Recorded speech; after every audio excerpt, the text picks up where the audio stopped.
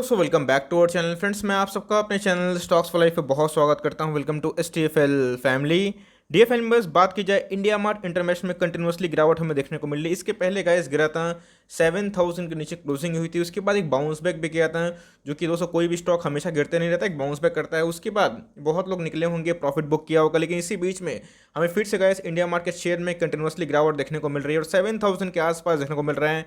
तो चार्ट्स क्या कह रहे हैं, करना क्या है। और दोस्तों मैं आपको पहले ही बता दूं वीडियो के शुरुआत में, दोस्तों घबराना बिल्कुल भी नहीं है, बिकॉज आपको ऑलरेडी ये 3000 डिस्काउंट मिल रहे हैं। और दोस्तों MOS के आसपास, मार्जिन ऑफ सेफ्टी के आसपास है, जहां पे जो लॉन्ग टर्म निवेशक है उनके लिए मौका है, क्योंकि हमेशा दोस्तों ये चीज़ होने वाला नहीं है और हमेशा आपको अच्छे स्टॉक को सस्ते भाव पे खरीदना है। इसके पीछे का रीज़न क्या है मैं इस वीडियो में एक्सप्लेन करूंगा, क्योंकि इसके पहले दोस्तों मैंने एक वीडियो आपसे शेयर की जहाँ पे मुथूट फाइनेंस ने दोस्तों 8 महीना से सबको लटकाया था। उसके बाद आज इसने अपना फ्रेश हाई लगा दिया है।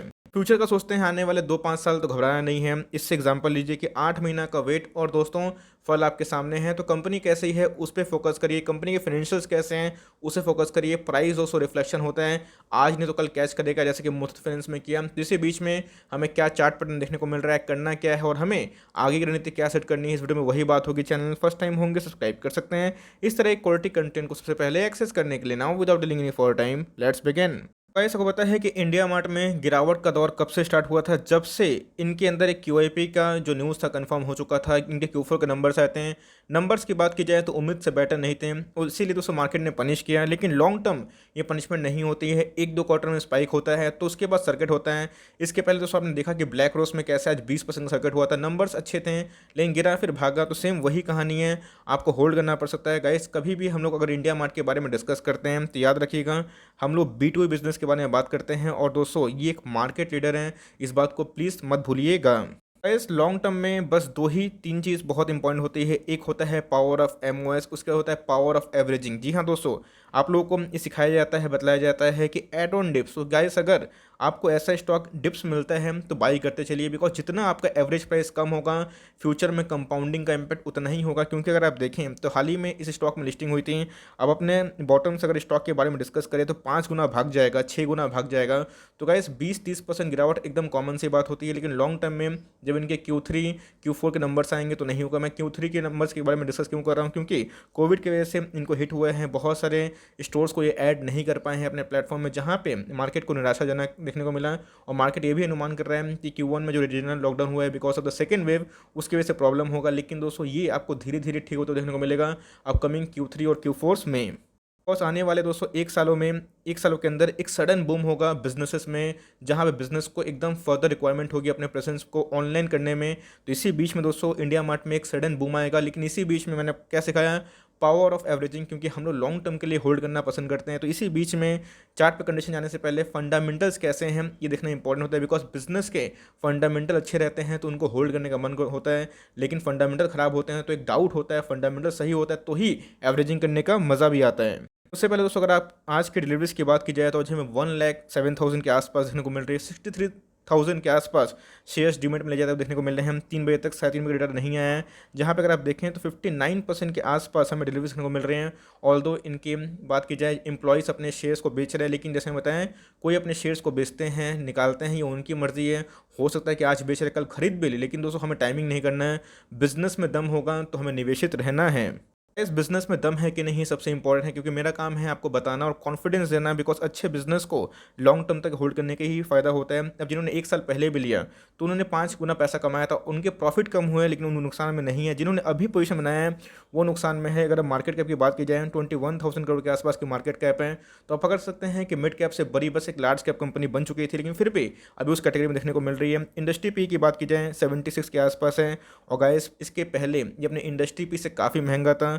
अब दोस्तों ये इंडस्ट्री पी से सस्ता हो चुका है। 10 का फेस वैल्यू कभी स्प्लिट अनाउंस करते हैं तो आपको अंदाजा नहीं है कि 20-20% का कितना बड़ा सर्किट हमें देखने को मिल सकता है। यहाँ पर दोस्तों कंपनी के टॉप लाइन की बात की जाए तो उसमें उतना उछाल देखने को नहीं मिला था। टॉप लाइन की बात करते हैं तो रेवेन्यू की बात करते हैं, हमें 638 से 669 देखने को मिला था, लेकिन ये भी खराब नहीं है। लेकिन कंपनी के प्रॉफिट की बात की जाए तो 149 से आप देख सकते हैं 282 देखने को मिल रही थी। कंपनी के पास कितना रिजर्व सरप्लस है, कंपनी ने बहुत, मैं बोलूँगा कि सॉलिड अपने रिजर्व में काम किया है। इनके पहले रिजर्व कितने थे 246 रुपीज़ इन करोड़, अभी कितने हो चुके हैं 1580 रुपीज़ इन करोड़। कंपनी के ईपीएस की बात की जाए, ईपीएस सबसे इंपॉर्टेंट होता है, आरओई सबसे इंपॉर्टेंट होता है। ये मैक्सिमम तौर पे काम हम लोग करते हैं फंडामेंटल एनालिसिस करने के लिए। तो अर्निंग पेशर की बात की जाए तो इनटू 2 टाइम्स हो चुका है, तो समझ सकते हैं कि इनके अर्निंग्स में कोई कमी नहीं है। बात है दोस्तों इनके एक्सपेक्टेशन को लेके, तो मार्केट में बहुत किंतु परंतु देखने को मिल जाता है। कंपनी की आरओई की बात की जाए तो 17 के आसपास है, ऑल्दो बहुत कम हुआ है, लेकिन याद रखिएगा कंपनी अब स्मॉल कैप नहीं रही है, एक लार्ज कैप कंपनी हो चुकी है। तो उसमें 17-18 का जो आरओई मेंटेन करना अपने में बहुत ही बड़ी बात है। और दोस्तों मैं इसी का डिस्कस कर रहा था, करंट रेशियो बहुत ज़्यादा अच्छा हुआ है, 4 के आसपास है। कंपनी बहुत सारे छोटे बिजनेसेस को एक्वायर करने की कोशिश कर रही है, चाहे वो 4 करोड़ का हो या फिर 5 करोड़ का, लेकिन कंपनी ने स्टार्ट कर दिया है, जस्ट लाइक इन्फोएज। और बात की जाए डेफ्री की, तो जी हाँ, जो कंपनी का जो स्टेटस है वो डेट फ्री का है, कंपनी को कोई कर्ज नहीं है। तो याद रखिएगा बिजनेस मॉडल सही है और कंपनी कोई कर्ज के नीचे दबे हुए नहीं है, कंपनी के पास बहुत सारे ऑप्शंस हैं। अब डिपेंड ये करता है कंपनी कितनी इनोवेटिव है और कितने फास्ट अडेप्ट कर पाती है इस बदलते हुए इन्वायरमेंट में और अपने कॉम्पिटिटर से। तो ये तो उसको कंपनी के ऊपर डिपेंड करता है। लेकिन कंपनी के फाइनेंशियल्स की बात की जाए तो उसमें एज सच मुझे कोई ट्रेंड दिखाई नहीं पड़ते हैं, बिकॉज हमेशा स्टॉक भागता नहीं है, गिरता भी है। आपने सेम कहानी इन्फोएज में भी देखी कि 5800 का स्टॉक है, अभी कितना मिल रहा है, 4500 के नीचे। तो यही होता है दोस्तों स्टॉक मार्केट साइकिल। लेकिन हमें क्या करना है, हमें अच्छा स्टॉक, डेफ्री स्टॉक को सही एमओएस पे खरीदना है, पावर ऑफ एवरेजिंग यूज़ करना है, लॉन्ग टर्म में बस बैठना है। तभी दोस्तों आप सबसे अलग होंगे और आप कंपनी के फंडामेंटल बिलीव कर पाएंगे। बस कंपनी में ग्रोथ है ऐसा नहीं है, कंपनी में ग्रोथ नहीं है, कंपनी में कंसिस्टेंट बेसिस पे ग्रोथ है, कंपनी के प्रॉफिट में ग्रोथ है। और इसके पहले जो फ्रॉड था दोस्तों, जो एक झांक बबल जम गया था इनके वैल्यूएशंस को लेके, वो काफ़ी हद तक मैं बोलूँगा रीजनेबल देखने को मिल रहा है। अब तो गाइस ये अपने इंडस्ट्री पी से भी सस्ती हो चुकी है।